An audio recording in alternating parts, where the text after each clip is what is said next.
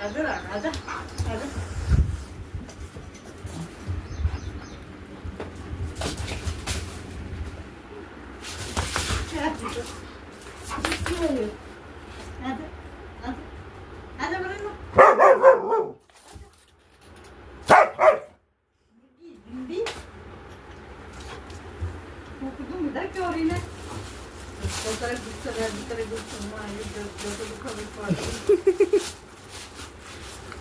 बस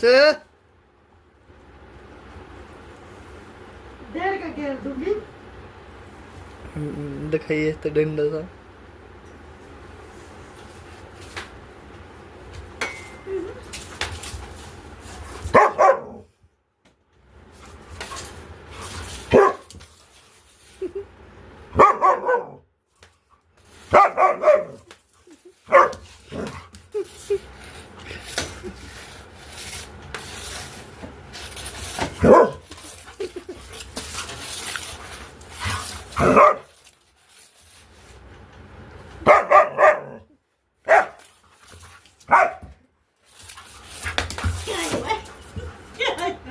क्या है